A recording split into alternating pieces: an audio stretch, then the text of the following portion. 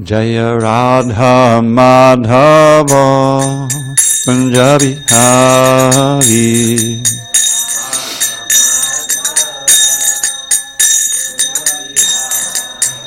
Jaya Radha Madhava Punjabi Hari.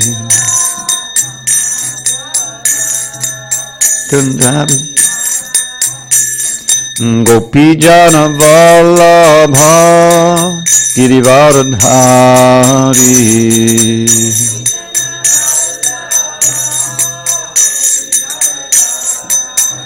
Jaya Gopi Jana Vallabha Girivaradhari.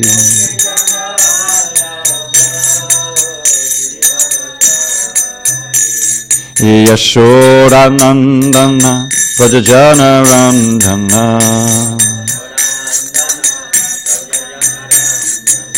Yashoda Nandana Vrajajana Randana. Yamuna Tira Vanachari. Yamuna Tira Vanachari. And Jaya Radha Madhava Punjabi Hari.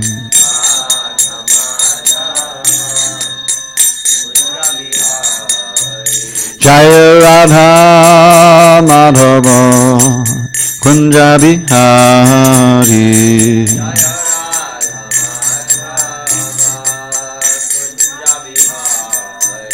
Jaya Radha Madhava Punjabi Hari.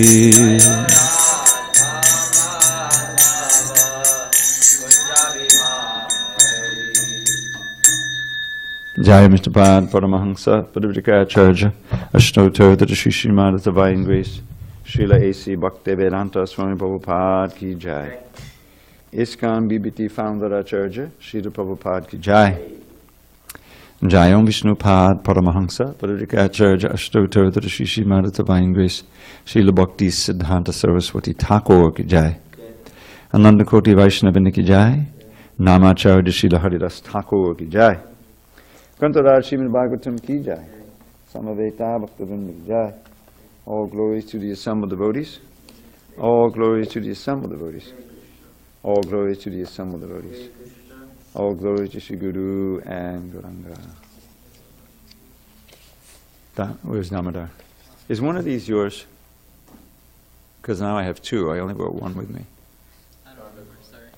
Oh, maybe, huh? I think it was this one. Okay. All right, good. Narayanam Namaskritya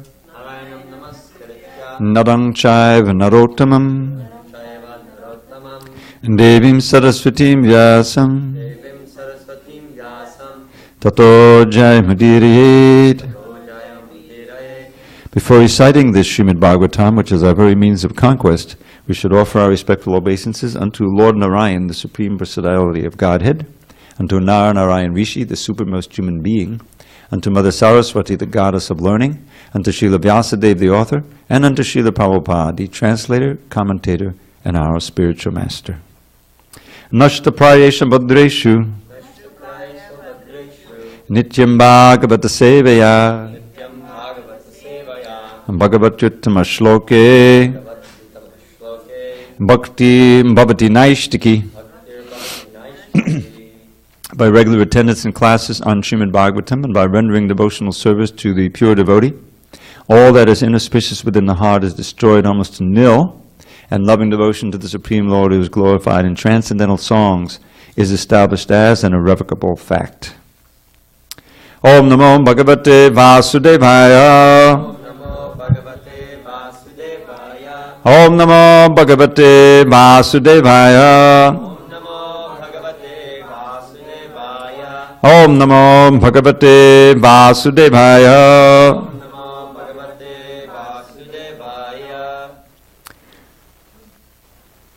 On this 24th day of November 2018 in SanDiego. We're reading from Srimad Bhagavatam, translation and commentary by His Divine Grace A.C. Bhaktivedanta Swami Prabhupada. We are in Canto 4, the creation of the fourth order. Chapter 8, Dhruva Maharaj leaves home for the forest. Text number 22. Tameva vatsa shaya britya vatsalam Mumukshabhir mringya patamja paddatim Ananya bhave nija dharma bhavite Manasya vastapya bhajasva purusham Tameva vatsashaya britya vatsalam Mumukshubhir mringya padabja paddatim Ananya bhave nija dharma bhavite Manasya vastapya bhajasva purusham Tameva vatsashaya britya vatsalam Mumukshubhir mringya padabja paddatim Ananya bhave nija dharma bhavite Manasya vastapya bhajasva purusham Dhammarakama. Tameva vatsa shaya britya vatsalam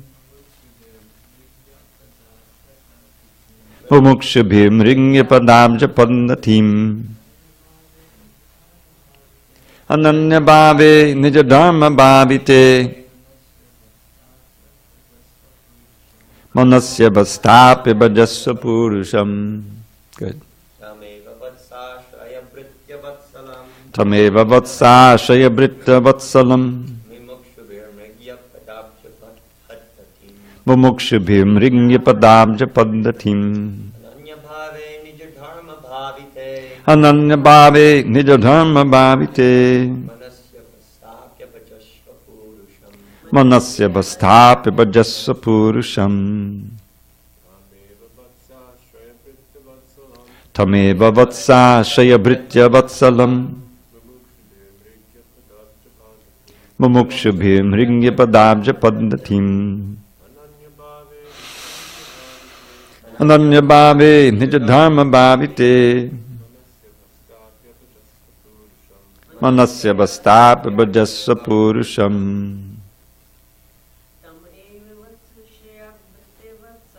Tameva vatsa shaya britya vatsalam Mumukshabhir mringya padabja paddatim Ananya bhave nija dharma bhavite Manasya vastapya bhajasva purusham. You can do it. Tameva vatsa shaya britya vatsalam Mumukshabhir mringya padabja paddatim Ananya bhave nija dharma bhavite Manasya vastapya bhajasva purusham. Alena. Tameva vatsa shaya britya vatsalam Mumukshabhir mringya padabja paddatim Ananya bhave nija dharma bhavite Manasya vastapya bhajasva purusham. Word by word meanings. Tam, him. Eva, also. Vatsa, my dear boy. Ashraya, take shelter. Britya vatsalam, of the Supreme Personality of Godhead, who is very kind to his devotees. Mumukshubhihi, also by persons desiring liberation. Mrigya, to be sought. Pada abja, lotus feet. Paddatim Paddatim system. system. Ananya bhave, Ananya bhave. in an unflinching situation. In an unflinching situation. Nija dharma bhavite, Nija dharma bhavite.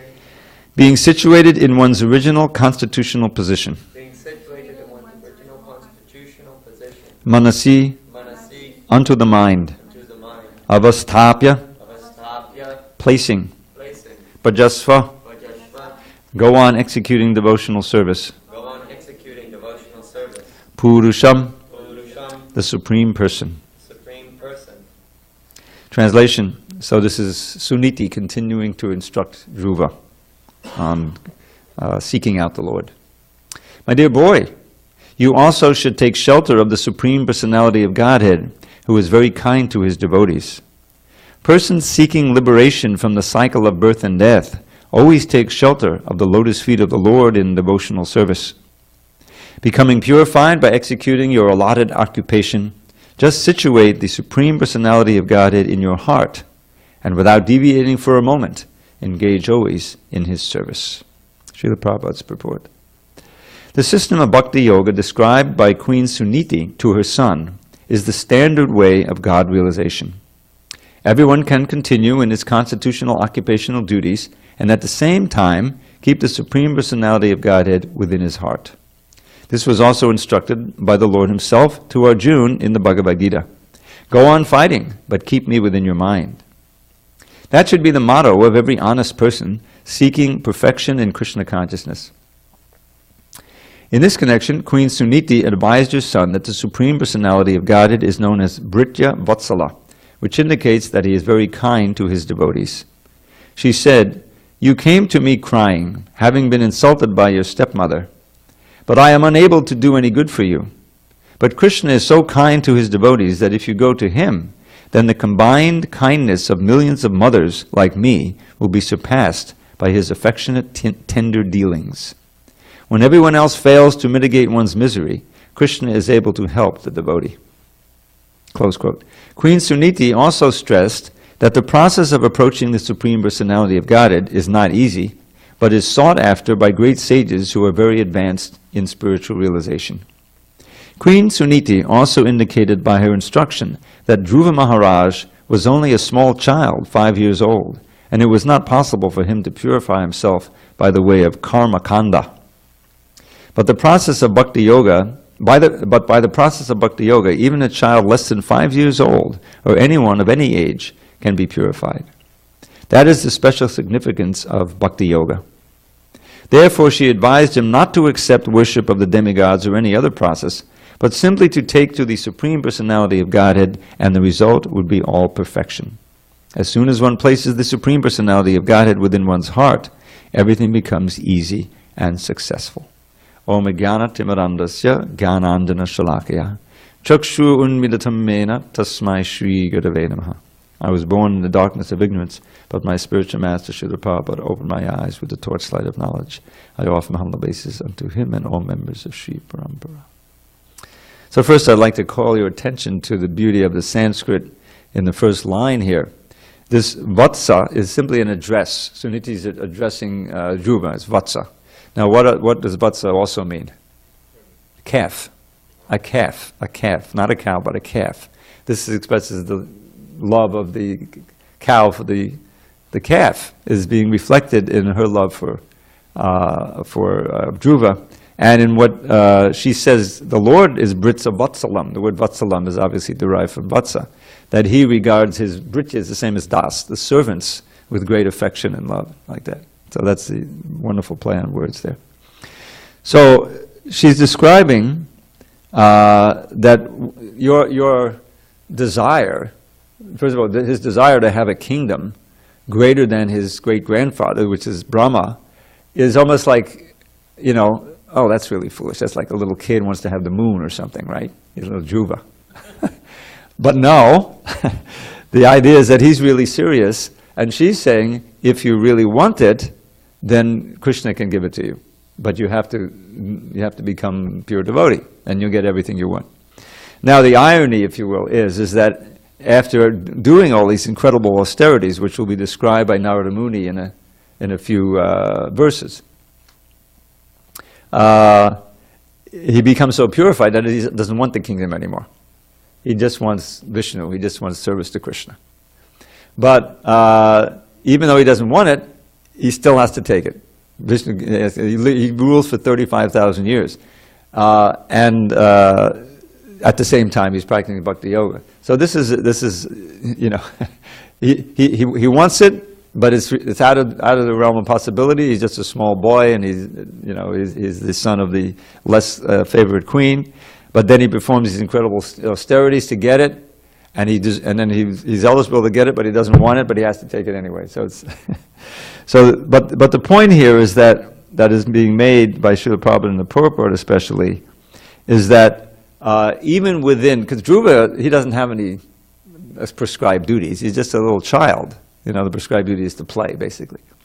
But he's a Kshatriya, and he has that nature. That's why he's Dhruva. He's determined, despite of the fact that he's so-called unqualified. He's determined to, get on his father's lap and ultimately get the kingdom. So that determination is what Narada sees, and he directs the determination in such a way for the process of devotional service. And what his process is, first of all, it's in the context of incredible austerities. He goes out in the forest alone. He's just a little child, and there's all kinds of animals out there. It's so dangerous, but he doesn't care. And he prescribes a rudimentary type of deity worship, because out in the forest, if you're like that, there's actually, I forget the number of deities. The deity of brass, deity of wood, like that. And Prabhupada also adds paint. And I would also add pixels, ultimately. Why not? I mean, so many of the images of the Lord are displayed in images. But the traditional thing is that brass, wood, jewels, a deity in the mind, you can worship in the mind. Or you can have a temporary deity that is periodically, you may, every day, you're living on the side of a river in the forest. And where's the deity? Well, you take the mud there and you form a little deity and you worship him, and as best you can. And at the end of the day, you dissolve him and you do a new one the next day. That's actually bona fide deity. So he's doing that kind of deity worship. But most importantly, he's chanting the holy name. He's chanting Om Namo Bhagavate Vasudevaya, which is the invocation for the Bhagavatam. As Vasudev's name is there. So he's chanting that, meditating on the Lord within his heart, and performing incredible austerities. He's eating the fruits that fall from the tree for the first few days. Then he's only eating once every third day. Then he's only eating the leaves that fall. Then he does that every third day. Then he's only breathing, and not eating anything. Then he's only breathing every third day, And what happens is that this concept of entraining, he entrains the whole universal breathing because of his austerity. And the demigods stop feeling choked. They can't breathe. So they go to Vishnu and say, can you do something, please? So he says, okay. So he goes down and he appears and the whole thing is broken. So that will come, that's coming attractions. But this idea, Prabhupada says that Krishna teaches the same process to Arjuna. The idea is that within your occupation, you have to integrate Krishna consciousness. Somehow remember Krishna even in the occupation. It's not easy, because you're surrounded generally by people who are not Krishna conscious. There's all kinds of distractions. But that's a bona fide way, and Prabhupada quotes the Gita. He doesn't give the shloka, but there's one in the 8th chapter. Tasmat sarveshu kaleshu mama nusmara yudhyacha. My arpita mano buddhir mame vaishesya samshaya. Therefore, this is a little, often in the different shastras, you find little self-contained lessons within. So this one starts at this 4th verse, I think, of the 8th chapter. He gives the basic principle of what we're all aiming for. Antakale chamameva smaran mukpa kalevanam yak priyati samadbhavam yastinatretta sankhya. That if you, at antakale means at the end time of your body, meaning death. If you can remember me, you're absorbed in me, then you'll certainly come to me without doubt. So in the purport there, it's a short purport, Prabhupada said this shows the importance of chanting Hare Krishna, and he gives the whole mantra one should incessantly chant. Because then no matter when you die, you'll have the Krishna in your mind and you go back to Godhead. Then he gives the general principle, which is Young vapi smarang bhava chante kalebam. Whatever you remember, whatever is the most prominent thought when the soul leaves the body, that will determine your next birth. And it's described in more detail in the 15th chapter. How the mind is, the mind is, and this intellect and the ego are the subtle body. We have two bodies. Neither of them are us, but the gross body. Almost anyone can understand it's not you. Prabhupada's exercise now. I say my hand, my foot, my head. Well, who is the I who owns those things? Yeah, that makes sense. I am the observer. I am the knower of the body, which Krishna explains in the 13th chapter. But to understand you're not the mind is much harder, because you identify really with all the emotions in the mind. But that's also external. So that mind doesn't perish when the gross body perishes. The mind that carries you to the next gross body. It's kind of the template upon which the gross body is built. Now it's being overseen by the super soul in everyone's heart and all the devas. There's a whole operation to make everyone get just the right body so they can fulfill their karma and the whole thing go on. So that's described in the 15th chapter. So clearly, in the human form of life, we have the unique ability amongst all the species to control the mind, direct the mind this way, that way, not just whatever is pleasing you go for and whatever is displeasing you avoid. The animals are doing that also. That's the basic principle of the mind, uncontrolled mind, is sankalpa vikalpa. And it directs the senses. Oh, I see this, it looks beautiful. Go there, that's ugly, don't go there. And oh, I know that tasted good last time I ate it, then let me go and get it, all the senses have their attractions and repulsions. So that's material consciousness. But spiritual consciousness is that by cultivating the intelligence, which is the key difference between human life and animal life, one can direct the mind to go here, go there, and develop a certain consciousness. Even on the material plane we do that. What is education? A kid goes to school the first day, I'm sure there's a lot of screaming and pulling at the mother's hand, I want to keep playing. I forget my first day, but it was, but then, okay, I got to, there's the kindergarten teacher, okay, and gradually you get acculturated, and you learn to say, no, I can't do this right now, I have to do the homework, I have to get a degree for future. So we do that anyway. But in spiritual life, we come in contact with this eternal knowledge, this absolute knowledge, how we can achieve the ultimate that the living entity can achieve. Because anything that brings us back again to a material body is called a defeat or failure. Rishabdev has one of these lessons also, which I'll share with you in a minute. So here he's saying, look, whatever you think of, that's going to, form your next body. So you have to be careful what you think of. People just think of any old thing, and and who knows, what horror movie character they're going to think of, and it can be disastrous. So therefore, Krishna says, third verse of the lesson, tasmat is therefore, sarveshu kaleshu mamanusmana yujita. In everywhere and always, think of me and fight. Arjuna's occupational duty is fighting. He's a great Kshatriya, which he doesn't want to do. The whole point is he's reluctant to do it, but Krishna wants him to do it. So he says, just think of me and fight. And with your mind and intelligence fixed on me, you will absolutely certainly come to me, which is the ultimate goal. Complete lesson, QED.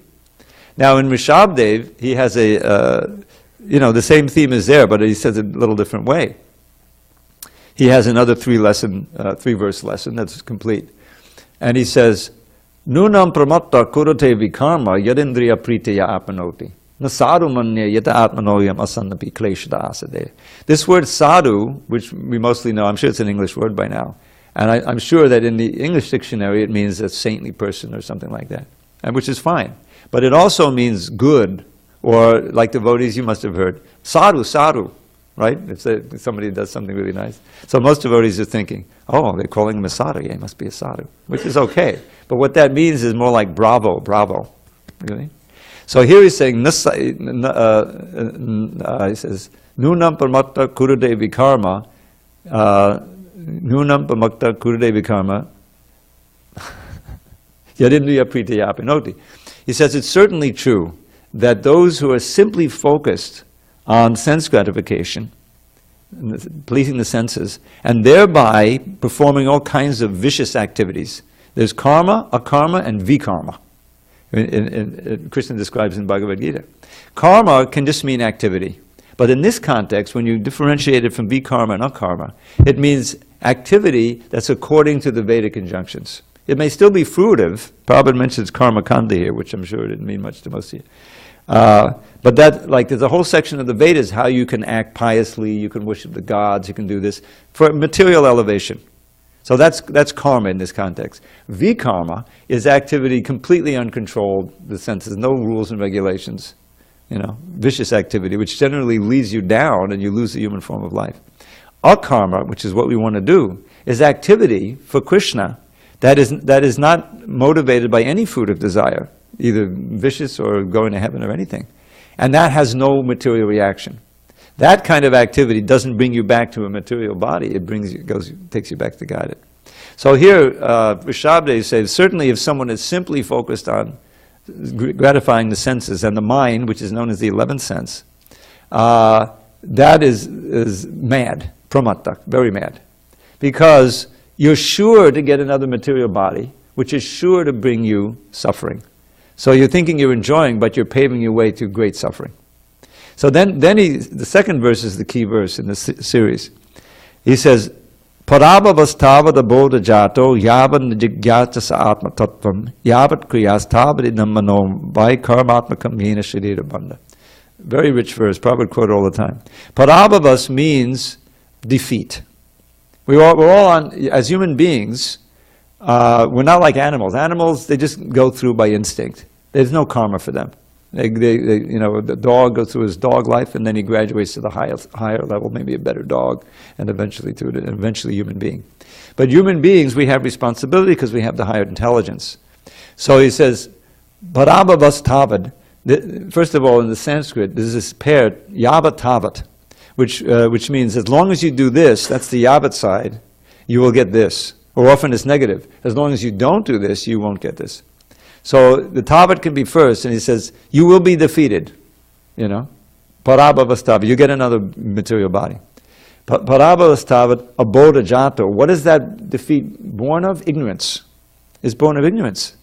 You don't know the laws, and you automatically violate them, and you get punished. That's in the civil thing. Prabhupada gives the example of riding on the wrong side of the street. You spend all your life in Australia, you come to America on vacation, you forget you're on the left side of the street and you have an accident. I didn't know. Too bad. You still have to get punished. First of all, you have a crash, and then you get punished. So, tavat abodha jato. Abodha, the word buddha is someone who's very intelligent and advanced. And abodha means just the opposite, ignorance. It's born of ignorance. Paravas tavat abodha yavan jigyasata atma tattva. Therefore, as long as you do not inquire into atma tattva, as long as you do not inquire, you're not interested in the spiritual knowledge, you remain in ignorance, which will assure you of another birth, which is defeat. You see the idea? Yavan is atma tattvam. Atma tattvam is the truth of the self, the truth of the supreme self. We're trying to inquire into that right now, at this moment, in this room. So then he describes what happens. Yavat kriyas, as long as the mind is saturated with kriya. Kriya means material activity, fruit of activity.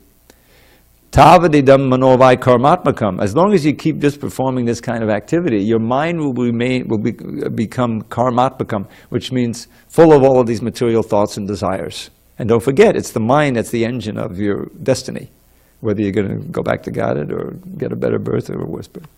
So karmatmakam yena sharira bandha. And that karmatmakam mind, the mind filled with material desires, produces another body. Sharira bandha, the bondage of a material body. Now, third verse. Now, what's the solution? They don't leave you hanging. So, evam mana karma vashang payunkte. So the first two lines, he summarizes what he just said. Thus, the mind, under the sway, under the impulse of material desire, karma vashang payunkte avidyapanupadiyamani, is full of ignorance and keeps you bound. But, pritir nayavan mai vaisadeve namuchate de yogena tavat. So he ends up with the yavatavat again. Therefore, and until and unless one has love for me, Vasudeva, Rishabdeva is Krishna. One will remain bound up to the body. So the idea is that that activity, which will lead to bhakti, which will lead to pure love for Krishna, that is auspicious on every level, materially as well as spiritually. You'll become peaceful and happy even in this body. You won't have to take another one, and you'll go back to Godhead. So one of the chief lessons in that little lesson of Rishabdev is that there's no mukti without bhakti. Until you develop love for me, Krishna, says Rishabdev, you're not going to become free of bondage to material body. So the process of devotional service includes that. Mukti is actually a byproduct of bhakti. Most devotees, after you get into devotional service and you're practicing regularly, everyone is saying, God, am I going to get liberation? I don't know. No, you're tied up with developing your attraction to Krishna. And that itself gives you the sense of liberation. How do you know? Because you're becoming detached from all kinds of obsessions and things that you used to be involved with. Oh, I couldn't care less of it. First one to go is probably meat eating. People walk in, their ordinary life. But then there's the kirtan and the prasadam, who needs all that? I got pakoras and, sabjis.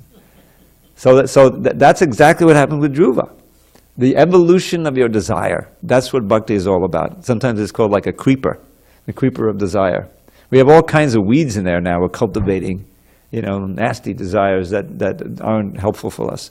But when you come in contact with the Guru and Krishna, by their mercy together, you get the seed of the creeper of bhakti, the bhakti lata bij. And you water that by the process of devotion, chiefly hearing and chanting the holy name and so many other things, and the transcendental sound. And that the creeper flourishes, and you have to be careful to avoid the offenses, because that can damage it. And that creeper of desire grows, means that more and more and more you want to hear about Krishna, you want to serve Krishna, you want to be with the devotees, and you don't want to be with the other things, you don't want to do other things. And that's a sign of health, spiritual health, is that you're feeling naturally distasteful for things that used to be obsessing you. And that means that the bhakti creeper is going healthily. So that happens with Dhruva. But even, so the thing is, you have to begin where you're at. You don't wait, and so he's saying to integrate the bhakti process within your job or in your duty. And then the emphasis here, so wonderful, because the affection of Suniti is practically palpable here for Dhruva. She's giving him this process, but it's going to send him out into the forest. You can imagine she's torn because she's a mother. Send her 5-year-old boy out into a dangerous forest, but she realizes he's going to go anyway. That's the thing. He's going. So she's giving him the process by which he can be most safe is by being Krishna conscious. And she says, Krishna is so kind. She says, I love you. You came to me crying, having been insulted, but I am unable to do anything. But Krishna is so kind to his devotees that if you go to him, then the combined kindness of millions of mothers like me will be surpassed. So this is all in the commentary. It very well may be in the Acharyas, or just maybe Prabhupada's own, When everyone else fails to mitigate one's misery, Krishna is able to help the devotee. So you see this again and again in the Shastra, and even in the lives of modern devotees, Prabhupada was so, that period of the early to mid-60s. Yeah, please take seats. Prabhupada was trying, and he really couldn't make any headway in India. So he kind of just jumped off the cliff. To get onto that boat, Jaladuta. And the story, it was such a difficult passage. And he went through all these difficulties. But he had 2 heart attacks, and he said if I had a third one, that would have been it. And then he gets this dream where Krishna is rowing the boat, and assuring him of safety. It's the same idea. Is that Krishna, in the darkest hour, if one can take shelter of Krishna, then you become out successful. And we can see that really in the lives of the devotees, even the modern devotees, who may actually have gone away from Krishna. I mean, I know so many of my God brothers, God sisters, it's difficult year after year, you know, you get involved in something. But when you get the notice, you know, it says, okay, now I have this disease or something, I know the end is coming. A lot of them, they run back to the devotees, you know, to try to get into the association. And they pass away surrounded by devotees chanting with Prabhupada's, you know, tape playing, you know, and getting prasadam like that. So Krishna really is the only one you can rely on when everything else fails, including your own body. That's the whole idea. If you can cultivate bhakti such that you take shelter of Krishna, you have an experience of doing that and successfully doing it, then we have a shot at actually taking shelter at the last moment. And the wonderful thing about it is Krishna is so kind, is that even if you fail to go back to Godhead, we still have some material desires, you continue in your next life. You know, that's unique. It's not there for any other thing. You may work and you get a PhD and you get all this money, you know, but it stays here. And you start. But Krishna says, don't worry, because this comes up in the 6th chapter. It actually comes up in the 2nd chapter, where Krishna says, Nehabhikramanasosti pratyavayam navidyate, which is like one of the most encouraging lines in all the Shastras. He said, in this endeavor, Krishna consciousness, there's no loss and there's no diminution. And even a little advancement protects you from the most fearful danger. The most fearful danger is losing the human form of life. Having to go down into the species again, and who knows how many years to come up, you know. You're protected against that. Because once you do even a little devotional service, that's in your eternal bank account, and even if you don't do anything else, next life you start at 2%, you know, like that. So, but we should try to have as much percent as possible this life and speed up the process. So Bhakti Yoga, unlike other kinds of processes, any material process, is available to everyone. Prabhupada often, I know I listen to tapes all the time, Prabhupada, and oftentimes he's in LA or somewhere and there's all these kids around, you know. You hear them, sometimes they're distracting, you have to take them out. So, but, you know, I remember LA, I was there in the mid-70s, and you'd have these kids and they'd come into the kirtan, and they'd be participating, you know, the mothers and everything. You take a little prasad before you leave. Yeah. And Prabhupada often makes this point, look, even the children, they're taking part in the kirtan. This is to their eternal benefit. You know, they're practicing yoga. And of course, Dhruva is an exception. He's 5 years old, he's practicing extreme yoga. But in this age, it's available to Susukam Kartamabhya, 9th chapter. He very joyfully and happily performed. There's one tape in the yoga system tapes Prabhupada's going through. And you know, the contrast is really this kind of yoga that Dhruva did, which is an extreme form, even what Krishna describes in the 6th chapter. Go to a secluded place in the Himalayas, and you have to sit on a certain seat, practice pranayama completely alone, you know, and fearless. You know, why fearless? Prabhupada says, because there's all kinds of animals in there, and you know, you have to sit there, and he explains that there's a deer skin, hopefully, you know, from a deer that's died, but the deer skin has a certain property, chemical property, that pushes away the lions and tigers and serpents. So you don't have to worry about getting bit by the snake, you know.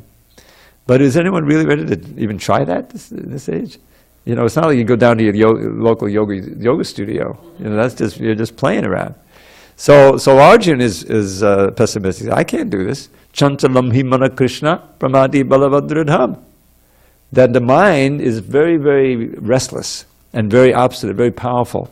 To try to control it is like controlling the wind, the hurricane. You know, I always watch these hurricanes when they start going toward Florida, because I have a lot of friends in Alatra, you know. And this latest one, it cuts into the Gulf, and the Gulf is so hot now, 80-degree water, that the hurricanes always get very powerful when they get into the Gulf. Hare Krishna, thank you for coming. Yes. Yeah, thank you. Sure. So there's this hurricane, and suddenly it's like almost a Category 5 hurricane. I don't know if you followed this Michael hurricane a few months ago. You know, wanders into the Gulf, gets very strong, and then it heads northeast. Usually it starts, and it's heading, you know, it skirted around. It missed Alatra by maybe 100 miles, so it was okay. But it slammed into the panhandle, you know, the panhandle of, and one city there was practically obliterated. I didn't know, Mexico, you know, Florida. And you see the devastation. It's just like a nuclear bomb hit. You know, what to speak of these fires, which were also whipped up by very extreme winds, you know. So nature can be ruthless. You know, when these disasters hit, you can't do anything. It's just, you have to try to get away, you know, something. So Arjuna is comparing the mind to that wind. When it gets going, and it has a, you know, had a steam, so to speak, you know, you can't, you're not going to practice yoga. So, but just think of the kirtan. You know, Krishna says, go alone and control the mind carefully. But kirtan means the more the merrier. I mean, I've read about it. I have never attended like these 8,000 member kirtans in the Ukraine festival or something, you know. I think Russians come over, you know. I mean, you can just imagine that. Or even just 100 devotees chanting really ecstatically. It completely absorbs the mind. And if you're thinking of the holy name, you're chanting the holy name, you know, they're practicing yoga, the best kind of yoga. So that's practical for this age. That's the Yuga Dharma, obviously, you know, and that's what we're supposed to do. So, so Prabhupada says this process is available to everybody, and that's such an important thing. The prasadam, you don't even have to know any philosophy. Just take some prasadam, and you're attracted, you know, to Krishna. You want to come back, get the prasadam, and you know, like that. So this is how the process works. And if you can really become absorbed in Krishna, and he says at the end, as soon as one places the Supreme Lord within one's heart, everything becomes easy and successful. So this is the, you know, I read at one point that Chaitanya Mahaprabhu loved to hear this pastime of Dhruva. He really, you know, it's not that he just heard the rasa dance, he's hearing this pastime again and again. So it's 8:32. I'm going to read this translation again if there's any comments or questions. My dear boy, you also should take shelter of the Supreme Personality of Godhead, who is very kind to his devotees. Persons seeking liberation from the cycle of birth and death always take shelter of the lotus feet of the Lord in devotional service. Becoming purified by executing your allotted occupation, just situate the Supreme Lord in your heart, and without deviating for a moment, engage always in his service. Any comments or questions? All right, I'll share one nice little verse with you. Because this is, we're given, I'm working on trying to get my head wrapped around a seminar I was supposed to give in Chicago at Christmas time with Ramapad Maharaj. And it's on prayer this year. So there's so many nice prayers. And one of the prayers in the Bhakti Rasamrita Sindhu is giving an example. Yuvatina nita yuni yunam te yuvato cheyo manobidabate tadvan manome ramate tvahi. He says, just as young girls enjoy thinking of a young boy, or young boys thinking of a young girl, please let my mind be spontaneously attracted to you. This is a prayer that anyone can do. Or the prayers of Queen Kunti, which Prabhupada said on a tape, we should all learn, by the way, memorize.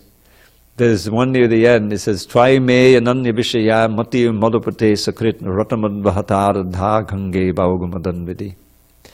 O Madhava, please ever fill my mind with thoughts of thee, not any other kind. As Ganges' torrent flows into the sea, let all my love flow constantly to thee. Anyone can offer that prayer. There's a prayer that, that Uddhava offers to Krishna in the Uddhava Gita, 11th canto. And there's one, I've been studying the Nectar Devotion, they have this thing called Vigyapti. Vigyapti means entreaty, prayer.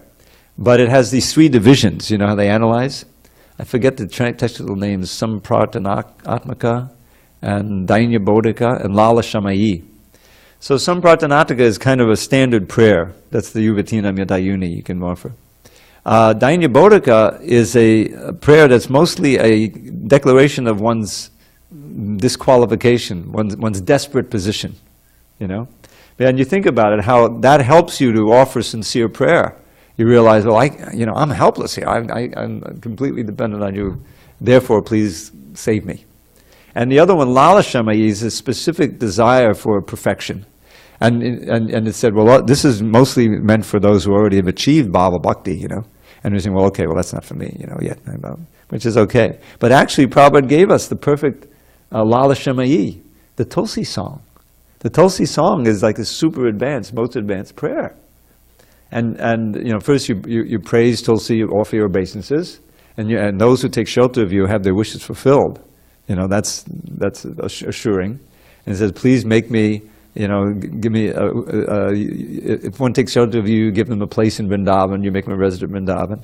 And I'm longing now to get the adhikari, get the qualification to serve Radha and Krishna, and to always swim in the love of Radha and Krishna. That's the highest prayer you can have. He gave it to us. So it's not that it's not meant for us, it's just that we should realize, well, you know, I need to reach up to that. So here's one prayer that Uddhava utters, and he's more or less taking the role of us. A lot of they do that. Prahlad will also take the role of a conditioned soul.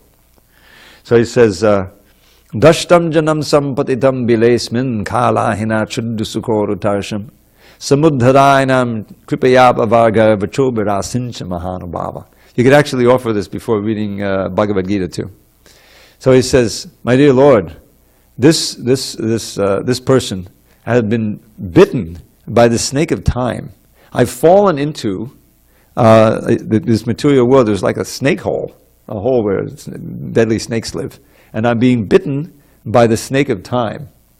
Kalahina means the poisonous snake. And yet, I still have this very strong desire and thirst for insignificant sense gratification.